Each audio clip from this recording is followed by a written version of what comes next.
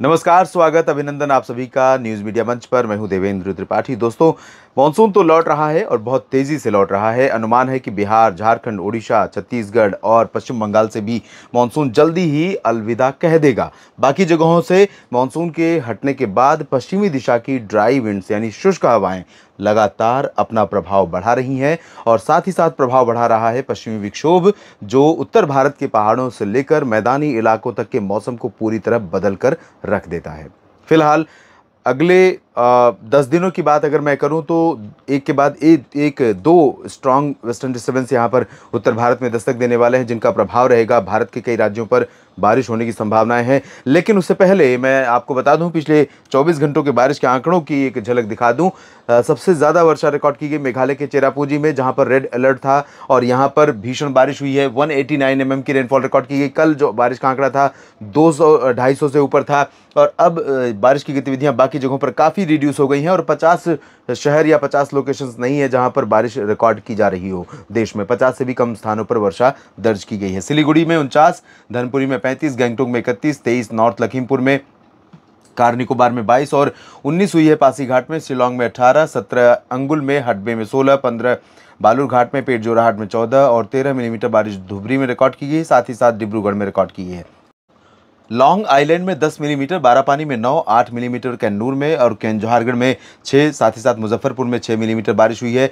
मजबत में 4, तेजपुर में 4, 3 मिलीमीटर बारिश फोर्ब्सगंज, लुमडिंग और चपरमुख में रिकॉर्ड की गई है और 1 मिलीमीटर बारिश दर्ज की गई है इन 4 जगहों पर। यह है चपरमुख भी है इसमें, कैलाशहर, कलिम्पोंग और येरकाड।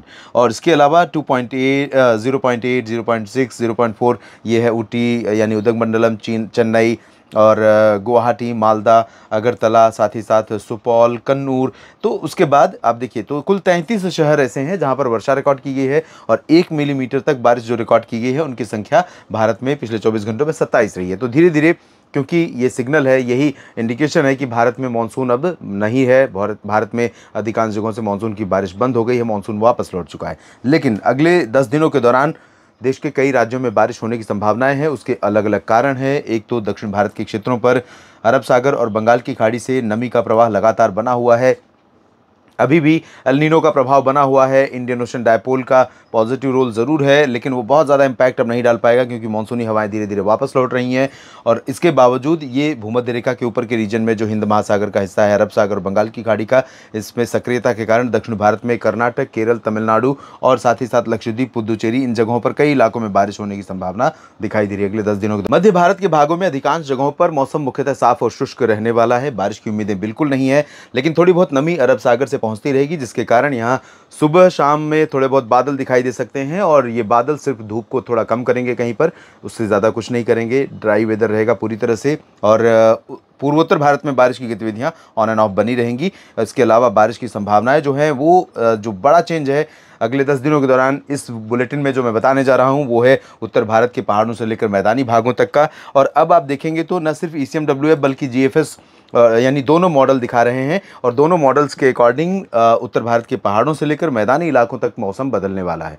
वजह यह है कि एक इस समय WD आज उत्तर भारत के पहाड़ों के करीब पहुंच गया है।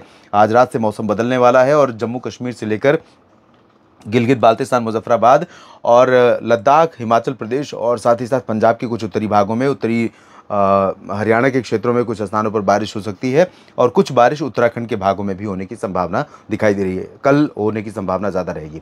उसके बाद 10 को धीरे धीरे कम होने लगेगी, 9 के बाद 10 को, और फिर आप आगे बढ़ेंगे तो अगला जो सिस्टम आने वाला है वो 14 अक्टूबर के आसपास आने वाला है। तो अब से लेकर के अगले 10 दिनों के बीच में 2 स्ट्रॉन्ग वेस्टर्न डिस्टर्बेंस उत्तर भारत के करीब से होकर गुजरने वाले हैं और जैसे ही ये सिस्टम यहाँ पहुँचेंगे, यहाँ पर सर्कुलेशन बनेगा स्ट्रॉन्ग। तो अगर सर्कुलेशन यहाँ पर स्ट्रॉन्ग बना तो इसके चलते अरब सागर से मॉइस्चर आएगा और इसके कारण राजस्थान, हरियाणा, पंजाब और दिल्ली के कुछ भागों में थोड़ी बहुत वर्षा और कुछ उत्तरी पश्चिमी उत्तर प्रदेश के भागों में वर्षा की गतिविधियाँ देखने को मिल सकती हैं। यानी कि नवरात्रों की शुरुआत जो होगी उस दौरान मौसम करवट ले सकता है।